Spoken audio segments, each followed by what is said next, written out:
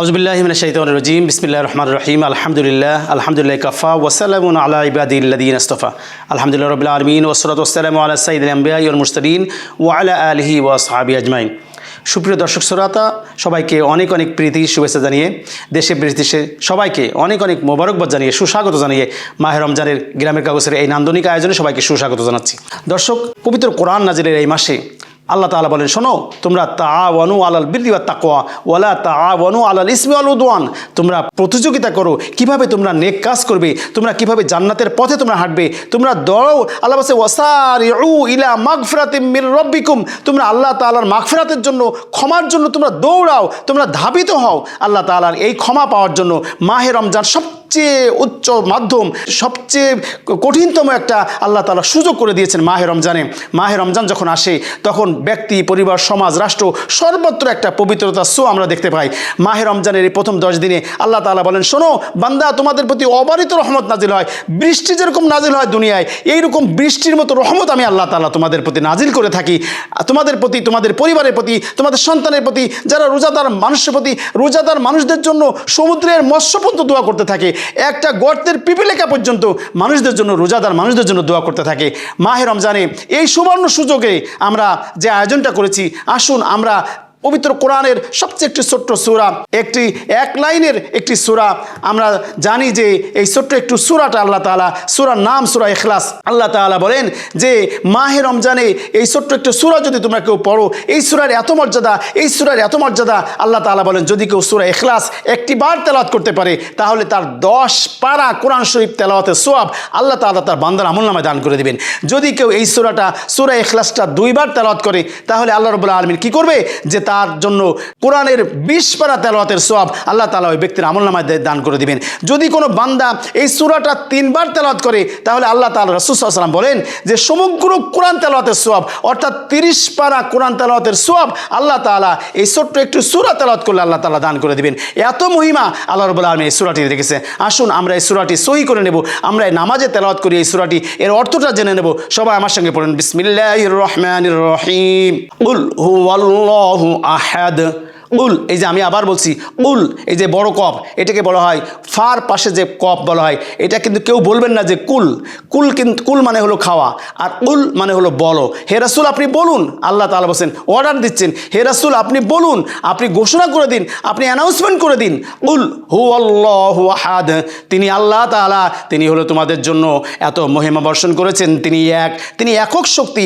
আহাদ মানে তিনি এক, তিনি একটা ইউনিট, একক, তিনি একটাই শক্তি। আল্লাহ তাআলা বলেন আল্লাহু আহাদ, তিনি একক আল্লাহ। হে রাসূল আপনি বলে দিন যে আল্লাহ এক। এরপরে আল্লাহ তাআলা বলেন, হে রাসূল আপনি এটাও বলে দিন আল্লাহুস সামাদ, আল্লাহ তাআলা তিনি অমুখাপেক্ষী, তিনি মানুষের কোনো মুখাপেক্ষী না, তিনি কোনো শক্তির কাছে ধার ধারে না। আল্লাহ তাআলা একক এবং তিনি কোনো মুখাপেক্ষী না, আল্লাহ তাআলা কারো ধার ধারে না। আল্লাহুস সামাদ, তিনি অমুখাপেক্ষী। এরপরে আল্লাহ তাআলা বলেন লাম ইয়ালিদ ওয়ালাম ইউলাদ। সবাই বলুন লাম ইয়ালিদ ওয়ালাম ইউলাদ। ইউ, এই যে একারি পরিমাণ টান হবে। কোরআন শরীফের কোথায় মাখরাজ আছে, টান আছে, মাদ আছে, গুন্না আছে, এগুলি সহি করে আমরা তেলাওয়াত করব। কোনোভাবেই কোরআন তেলাওয়াত আমরা ভুল করব না, কারণ এটা আল্লাহর বাণী। আল্লাহ তাআলা বলেন নামাজে যদি কেউ অশুদ্ধ পড়ে, অর্থাৎ নামাজে যদি কেউ ভুল পড়ে, তাহলে তার নামাজ হয় না। নামাজের 19টা কারণে নামাজ ফাসেদ হয়ে যায়, সম্পূর্ণ নষ্ট হয়ে যায়। তার ভিতরে একটা হচ্ছে নামাজে যদি কেউ অশুদ্ধ তেলাওয়াত করে, নামাজে যদি ভুল পড়ে, তাহলে নামাজ হয় না। সুজদা দিলেও নামাজ হয় না। এই জন্য আমরা কোরআন শরীফ যখন তেলাওয়াত করব সহি করে পড়ে নেব। আমাদের এই আয়োজনটা, আমরা এই জন্য এই আয়োজনটা করেছি যে আমরা এই পুরা মাসব্যাপী আমরা সূরাগুলি মাস্ক করব, সূরাগুলি থেকে অর্থ জেনে নেব, এই সূরাগুলির ফজিলত জেনে নেব। আল্লাহ তাআলা বলেন শোনো লাম ইয়ালিদ ওয়ালাম ইউলাদ, আমি আল্লাহ তাআলা কাউকে জন্ম দেননি, আমি আল্লাহ তাআলা কারো কাছে জন্মগ্রহণ করিনি। আল্লাহ তাআলা বলেন, আমার সঙ্গে পড়ুন, লাম ইয়ালিদ ওয়ালাম ইউলাদ। এই যে লাদ শেষে একটু কলকল হবে, এখানে সহি করে নেন, লাম ইয়ালিদ ওয়ালাম ইউলাদ। আল্লাহ তাআলা বলেন শোনো আমি কারোর থেকে জন্মগ্রহণ করিনি, আর আমিও কাউকে জন্ম দেইনি।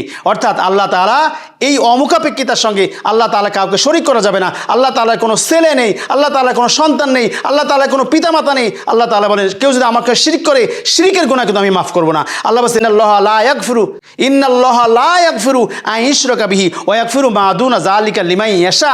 আল্লাহ বলে আমি শিরক ব্যতীত সব গুনাহ মাফ করে দেব। রমজানে সবচেয়ে সতর্ক থাকতে হবে আমাদের জন্য শিরক না হয়ে যায়, আমাদের জন্য সগীরা গুনাহ, কবিরা গুনাহ। আল্লাহ তাআলা বলেন আমি সব গুনাহ মাফ করব, কিন্তু আমি শিরিক মাফ করব না। আল্লাহ তাআলা ঘোষণা দিয়ে বলে দিয়েছেন যে ইন্নাল্লাহা লা ইয়াগফিরু, আমি কখনো ক্ষমা করব না, আইয়ুশরাকা বিহি ওয়া ইয়াগফিরু মা দুনা যালিকা লিমান ইয়াশা, আমি শিরিক ব্যতীত সব গুনাহ মাফ করে দেব।